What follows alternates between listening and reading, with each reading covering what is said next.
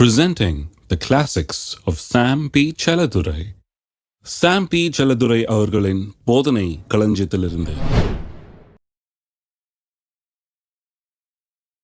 ஆனபடினாலே அவருடைய இளைப்பாறுதல் பிரவேசிப்பதற்கு ஏதுவான வாக்குத்தத்தம் நமக்கு உண்டாயிருக்க, உங்களில் ஒருவரும் அதை அடையாமல் பின்வாங்கி போனவனாக காணப்படாதபடிக்கு பயந்திருக்க கடவோம். ஏனெனில் சுவிசேஷம் அவர்களுக்கு அறிவிக்கப்பட்டது போல நமக்கும் அறிவிக்கப்பட்டது. கேட்டவர்கள் விசுவாசம் இல்லாமல் கேட்டபடினால் அவர்கள் கேட்ட வசனம் அவர்களுக்கு பிரயோஜனப்படவில்லை. என்ன அங்க பிரச்சனைனா, விசுவாசத்தை ஆங்கிலத்தில் ரொம்ப அருமையா சொல்லுது, they did not mix the word with faith. வசனத்தை கேட்டாங்க, விசுவாசத்தை அதோட கலக்கல.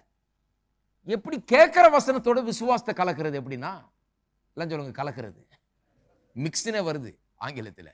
அது ரொம்ப அருமையான வார்த்தை பாருங்க. இருக்கிறதுலே பெரிய மிக்ஸி எது தெரியுமா? அம்மாமார்கள் மட்டும் இல்ல, ஐயாமார்களும் தெரிந்து கொள்ளணும். இருக்கிறதுல பெரிய மிக்ஸி இந்த நாக்கு தான். இதுல கலக்கலாம், உலகத்தையே கலக்கலாம், இந்த நாக்கை வைத்துக்கொண்டு வாழ்க்கையே கலக்கலாம். அப்ப நான் எப்படி கலக்கணும்? நானே உன் பரிகாரியாகிய கர்த்தர் என்று வேதம் சொல்லுகிறது. ஆகவே நீரே என் பரிகாரி கர்த்தரே, இரவும் பகலும் நான் அதை சொல்லுகிறேன். உடைய வார்த்தை எனக்கு ஜீவனும் பலனுமாய் இருக்கிறது. உடைய தழும்புகளால் நான் குணமானேன். ஐஸ்வர்யத்தை சம்பாதிக்க பலனை கொடுக்கிறவர் அவரே என்று சொல்லியிருக்கிறது. ஆகவே எனக்கு பலன் இருக்குது, நான் சம்பாதிப்பேன், நிச்சயமா ஐஸ்வர்யத்தை சம்பாதிப்பேன். இதை நான் வாயை திறந்து சொல்லணுங்க. ஏதோ பைபிள்ல இருக்குதுன்னு இருக்கக்கூடாது, வாயை திறந்து கலக்க வேண்டும்.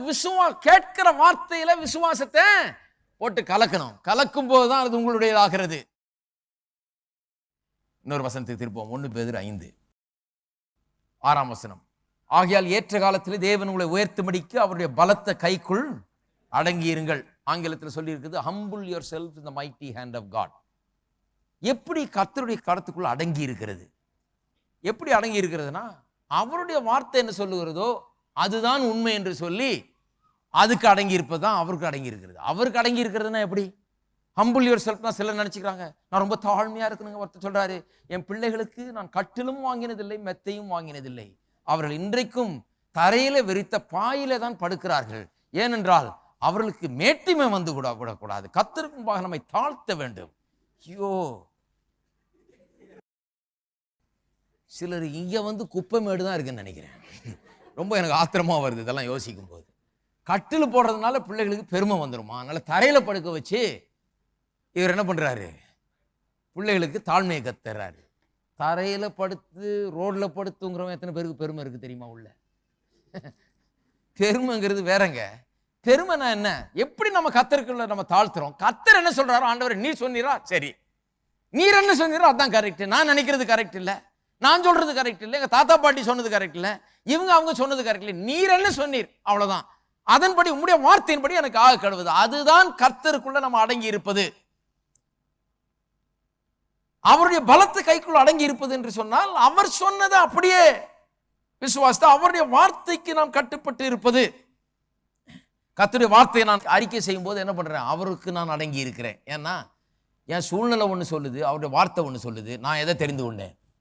என் சூழ்நிலையை நான் தெரிந்து கொண்டிருக்கலாம், இருந்தாலும் அவருக்கு நான் அடங்கி இருக்க விரும்புறதுனால, என் சூழ்நிலைக்கு அடங்கி இருக்க விரும்பல, அவருக்கு அடங்கி இருக்க விரும்புறதுனால, கர்த்தாவே உடைய வார்த்தை சொல்லுகிறதுனால, என் சூழ்நிலை எப்படி இருந்தா கூட, ஜுரம் அடிச்சா கூட நான் சுகமானேன்னு தான் சொல்லுவேன். ஏன் என்று சொன்னால் உங்களுடைய வார்த்தை சொல்லுகிறது, அதுதான் உண்மை. இருக்கீங்களா? சிலர் சொல்லுவாங்க, நீங்க அறிக்கை செய்யும் போது சிலர் வந்து உங்களை சொல்லுவாங்க, ரொம்ப அகம்பாவம் பிடித்தவருங்க அவரு, ரொம்ப பெருமை பாருங்க, நான் ஐஸ்வர்யவான் என்று சொல்றாரு, எவ்வளவு கொழுப்பு பாருங்க.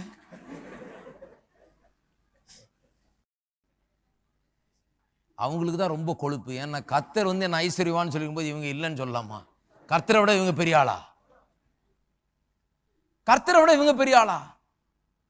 கர்த்தர் என்னுடைய தேவைகள் எல்லாம் தம்முடைய ஐஸ்வர்யத்தின்படி சந்திக்கிறேன்னு சொல்லி இருக்கிறாரு. பரலோக ஸ்டாண்டர்ட்ல என்ன வாழ வைக்கிறேன்னு சொல்லி இருக்காரு. அப்ப நான் அதை சொல்றேன். வறுமையில் இருக்கும் போதே சொல்றேன், இல்லாமல் இருக்கும் போதே சொல்றேன், ஒண்ணுமில்லாமல் இருக்கும் போதே அதை நான் சொல்ல ஆரம்பிக்கிறேன். ஏன்னா கர்த்தருக்கு நான் அடங்கி இருக்க விரும்புகிறேன், அவருக்குள்ள என்னை அடக்கி கொள்ள விரும்புகிறேன், அவருக்கு மேல இருக்க விரும்பல, நான் அவருக்கு கீழே இருக்க விரும்புகிறேன். அவருடைய வார்த்தை உண்மை என்று நான் அறிக்கை செய்கிறேன். அவங்க வந்து இல்ல, நான் ஏழை, நான் ஒன்றுமில்லை, குப்பை, தூசி, புழு, அடியேன், ஒண்ணுமே கிடையாதுன்னு சொல்லும் போது ரொம்ப கொழுப்பு, ரொம்ப அகம்பாவம். கர்த்தர் சொல்லி இருக்கும் போது நீ விலையேறப்பட்டவன், இரத்தத்தால் மீட்கப்பட்டவன், கிரயம் கொடுத்து வாங்கப்பட்டவன், உன்னுடைய தேவையெல்லாம் நான் சந்திப்பேன், உனக்கு எல்லாவற்றுக்கும் எல்லாமா இருப்பேன், யெகோவா ஈரேவா, உனக்கு எல்ஷதாயாய் நான் இருப்பேன்னு சொன்னா என்ன கொழுப்புன்னு சொல்லக்கூடாது. ஏன்னா நான் அதோடு ஒத்துக்கொள்கிறேன், அதோடு ஒத்து போய் விடுகிறேன், அதுக்குள்ளே நான் அடக்கி கொள்கிறேன். அது இல்லை, இவ்வளவு சொல்லியிருந்த பிறகு நான் ஏழை குப்பை தூசின்னு சொல்ற ஆட்களுக்கு தான் என்ன இருக்குது, நிறைய அகம்பாகம் இருக்கிறது, அரகன்ஸ் இருக்கிறது. அருமையான புரிந்து கொள்ள வேணும் இதெல்லாம். ஏன்னா சிலர் அப்படின்னு சொல்லுவாங்க, டக்குன்னு அப்படியே எதாவது இடக்கூடாது. ஓ இப்படிலாம் சொன்னா பாருங்க பிரதர், அப்படி சொல்லிட்டார் பிரதர், எனக்கு ஒரு மாதிரி இருக்கு, எனக்கு அப்படிலாம் ஒரு மாதிரிலாம் இருக்கிறது இல்லை இப்போ. ஏன்னா விவரமா புரியறதுனால சொல்லும் போது எனக்கு அப்படியே சிரிப்பு தான் வருது. ஆனால் தைரியமா சொல்லுது, காலிலேருந்து நான் தைரியமா சொல்றேன், நான் ஐஸ்வர்யவான், எனக்கு எல்லாம் உண்டு, நான் தாழ்ச்சியை அடையேன், குறைவே எனக்கு கிடையாது, வறுமை பஞ்சம் எனக்கு இல்லை, என் வீட்டில் கிடையாது, என்னுடைய வாழ்க்கையில கிடையாது, சுகம் என்னுடையது, பலன் என்னுடையது, ஆரோக்கியம் என்னுடையது. சொல்லுங்க, தைரியமா சொல்லுங்க, உங்களுக்கெல்லாம் பயப்படாதீங்க. இருக்கீங்களா? 4 பேர் சொல்லுவாங்க அவ்வளோ பேசக்கூடாது பிரதர், நல்லா பேசுங்க. ஏன்னா இவங்க சொல்றதுக்கு ஆப்போசிட்டா பேசுனீங்கனால கரெக்டா வரும். அதான் நான் கண்டுபிடிச்சது. இப்ப பாருங்க, அவர் உங்களை விசாரிக்கிறவராயிருக்கிறபடியால் உங்கள் கவலைகள் எல்லாம் எங்க வச்சிருங்க, அவர் மீது வைத்து விடுங்கள். கவலைகள் எல்லாம் அவர் மீது வைத்து விடுங்கள். சிலர் சொல்றாங்க, ஒருத்தர் சொல்றாரு பாருங்க, பிரதர் ஜெபம் பண்ணுங்க பிரதர், ஒண்ணு இல்லை, இந்த வர 2 நாளைக்கு மட்டும் கர்த்தர் என்னுடைய பாரத்தெல்லாம் சுமந்துக்கிட்டாருன்னா மீதி நான் பார்த்துக்குவேன் பிரதர். நான் சொல்றேன், கர்த்தர் பார்ட் டைம் எல்லாம் வேலை செய்யறது கிடையாது. ஒண்ணு முழுசா பார்த்துக்குவாரு, இல்லைன்னா பார்த்துக்கிறதே கிடையாது. இந்த 2 நாளைக்கு என்னுடைய சுமையை அவர் சுமப்பார் என்றால் மீதி நாள் நான் அடியேன், நான் சுமந்து கொள்ளுகிறேன். கழுதை போல நான் சுமக்கிறதுக்கு தானே இருக்கேன், முடியாமல் கர்த்தரை கேட்கிறேன். இந்த 2 நாளைக்கு எனக்கு அவர் உதவி செய்யணும். 2 நாளைக்கெல்லாம் செய்ய முடியாது. வாழ்நாள் முழுக்க பாரத்தை எல்லாம் அவர் மீது வைத்து விடுங்கள் என்று சொல்லப்பட்டிருக்கிறது.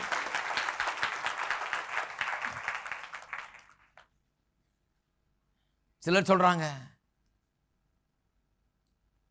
ரொம்ப பாரமா இருக்கியா, கொஞ்சம் பாரத்தையாவது அவர் எடுத்துக்கிட்டாருன்னா மீதி பாரத்தை நான் சுமக்க தயார். அதுவும் செய்ய மாட்டாரு. ஏன்னா உங்கள் பாரங்களை எல்லாம் எங்க வைங்க, எல்லாம் சொல்லுங்க, எல்லா பாரத்தையும் கர்த்தர் மீது வைத்து விடுங்கள், அவர் உங்களை விசாரிக்கிறவராயிருக்கிறபடினால. இன்றைக்கு எத்தனை பேர் சொல்றீங்க உங்கள் பாரங்களை எல்லாம் கர்த்தர் மீது வைக்கிறீர்கள் என்று சொல்லி? அவர் உங்களை விசாரிக்கிறவர். நீங்க பாரப்பட்டு உங்களுடைய சூழ்நிலை மாற போறதில்லை, அவர் மீது வைக்கும்போது உங்களுடைய சூழ்நிலைகள் மாறுகிறது. எப்படி கர்த்தர் மீது வைக்கிறீர்கள் நீங்கள்? அவர் சொல்லுகிறதை சொல்லுங்கள், அப்படிதான் கர்த்தர் மீது பாரத்தை வைக்கிறீர்கள். பிசாசோடு கோஆபரேட் பண்ணக்கூடாது. வசனம் சொல்லுது பாருங்க, அடுத்தது, தெளிந்த புத்தி உள்ளவர்களாக இருங்கள், விழித்திருங்கள். 8ஆம் வசனம், ஏனெனில் உங்கள் எதிராளியாகி பிசாசானவன் கெர்ச்சிக்கிற சிங்கம் போல், சிங்கம்னு சொல்லல அவனை, சிங்கம் போல், சிங்கம் இல்ல அவன், அவன் ஒரு சிங்கம் பிரதர், சிங்கம் இல்ல, சிங்கம் போல் எவனை விழுங்கலாமோ என்று வகை தேடி, ஏன்னா விழுங்க முடியாது, அதனால தான் யாரை விழுங்கலான்னு பார்த்துட்டு இருக்கான். ஏன்னா எல்லாரையும் விழுங்க முடியாது, அவன் சர்வ வல்லமை உள்ளவன் அல்ல, அவன் சர்வ ஞானியும் கிடையாது, எல்லாம் ஒன்றும் அவனுக்கு தெரியாது, எல்லா வல்லமையும் அவனுக்கு கிடையாது. இதெல்லாம் நிறைய கிறிஸ்தவங்களுக்கு சொல்ல வேண்டியதா இருக்கு. இல்லை சொல்ற பிரதர், அது அந்த பேயாம் பிரதர், இது இந்த பேயாம். எந்த பேயா இருந்தால் நமக்கு என்ன, எவ்வளவு பெரிய பேயா இருந்தாலும் நம்ம பாதபடி கீழே அது கிடக்கிறது என்று வேதவசனம் சொல்லுகிறது. அதனால அதெல்லாம் பேசக்கூடாது கிறிஸ்தவர்கள்.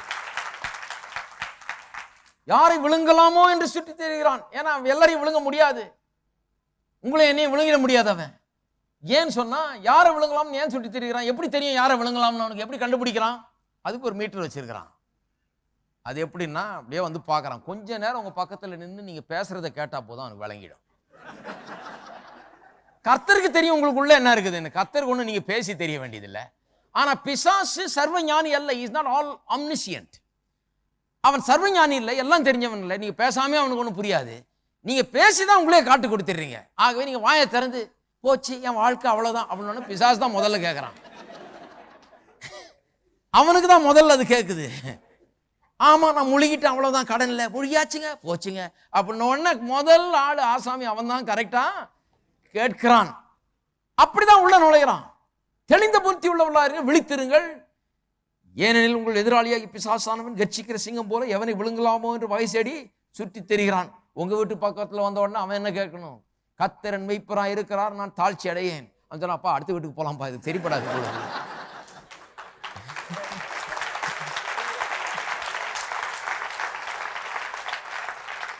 அவருடைய தழும்புகளால் நான் குணமானேன். என் நோய்களை எல்லாம் குணமாக்குகிறவர் என் கர்த்தர். அவருடைய வார்த்தை எனக்கு ஜீவனும் எனக்கு பலனுமா இருக்கிறது சொல்றான். அப்பா இங்க நிக்கிறதுக்கே முடியல, அக்கினி எரியிற மாதிரி இருக்குது. பக்கத்துல போ, அங்க இன்னொரு நல்ல கிறிஸ்தவர் ஒருத்தர் இருக்கிறாராம், அவர் பிடிப்போம். நமக்கேற்ற கிறிஸ்தவர் அவர். அங்க போன அவர் சொல்லிட்டு இருக்கிறாரு, அடியேன் ஒன்றுமில்லை, நான் குப்பை சொல்றான். இந்த வீட்டுல தான் நுழையலாம், வாசல் திறந்து இருக்குது. அங்க அவர் சொல்லிட்டு இருக்கிறாரு, பில்லி சூனியெல்லாம் ரொம்ப ஜாக்கிரதையா இருக்கணும் பிரதர், வச்சாங்கன்னா போச்சு, எடுக்கிறதுக்கு ரொம்ப நாள் ஆகும். பாக்குறான் பிசாசு, நம்மளை நம்புற ஆள் ஒருத்தன் இருக்கான் பாரு, கரெக்டா அங்க நுழையிறான். இருக்கீங்களா? வசனம் சொல்லுகிறது அப்படியே ஏற்றுக்கொள்ளுங்கள். அப்படிதான் கர்த்தர் மேல உங்கள் பாரத்தை இறக்கி வைக்க முடியும். எப்படி விசுவாச வார்த்தையை பேசுவது? தேவனுடைய வார்த்தையை பேசுங்கள், ஏன்னா அதுதான் விசுவாச வார்த்தை. நீங்க நினைக்கிறத பேசாதீங்க, கர்த்தர் என்ன சொல்றாருன்றதை பேசுங்க. எப்படி சந்தேகத்தை பேசுவது? என்னெல்லாம் தெரியுதோ, எங்கெல்லாம் வலிக்குதோ, என்னெல்லாம் பார்க்குறீங்களோ அதெல்லாம் பேசும்போது தான் சந்தேகம் உண்டாகிறது. இங்கே என்ன சொல்லியிருக்குது வேத வசனம், அதை பேசும்போது விசுவாச வார்த்தையை பேசுகிறீர்கள். ஒன்று சொல்லிடுறேன், மார்க் 11:23 சொல்லுகிறது, எவனாகிலிருந்து மலையை பார்த்து பெயர்ந்து சமுத்திரத்தில் தள்ளுண்டு போ என்று சொல்லி தன் இருதயத்தில் சந்தேகப்படாமல் தான் சொன்னபடியே ஆகும் என்று விசுவாசித்தால் அவன் சொன்னபடியே, எல்லாம் சொல்லுங்க, அவன் சொன்னபடியே ஆகும். எத்தனை தடவை கேட்டீங்க நான் சொல்லி இதை? உண்மையாகவே நீங்கள் சொன்னபடிதான் உங்களுக்கு ஆக போகுதுன்னு நினைச்சா என்ன சொல்றோன்றதுல ஜாக்கிரதையா இருப்பீங்களா இல்லையா? ஹலோ, நீங்கள் சொன்னபடிதான் உங்களுக்கு ஆக போகிறது. எல்லாமே உங்களுடைய வாழ்க்கையில் நீங்க சொன்னபடிதான் ஆக போகிறது. அப்படின்னா நீங்க என்ன சொல்றீங்கன்றதை பற்றி ரொம்ப அதி ஜாக்கிரதையா இருக்க வேணும். எல்லாரும் எழுந்து நிற்போம். ஹல்லேலூயா. எல்லாரும் கரங்களை உயர்த்தி சொல்லுவோம், தேவனுடைய வார்த்தை விசுவாச வார்த்தை. என் இருதயத்தை அது விசுவாசத்தால் நிரப்புகிறது. இருதயத்தில் விசுவாசித்து வாயினாலே பேசும்போது மலைகள் கூட ஒன்றுமில்லாமல் ஆகிறது. வல்லமை உள்ள வாழ்க்கையாய் என்னுடைய வாழ்க்கை மாறுகிறது. இருதயத்தில் விசுவாசித்து வாயிலே பேசுகிறவன் நான். வாயினால அறிக்கையிட்டு வசனத்தை இருதயத்தில் வைக்கிறேன். இருதயத்தில் விசுவாசித்து வாயினாலே சூழ்நிலைகளுக்கு மலைகளுக்கு கட்டளையிடுகிறேன். அறிக்கை வசனத்தை என் இருதயத்தில் வைக்கிறது. பிறகு என்னுடைய வாய் வல்லமை உள்ள கருவியாக, என்னுடைய வார்த்தைகள் சூழ்நிலையில மாற்றக்கூடிய வார்த்தைகளாக இருக்கிறது. ஹல்லேலூயா.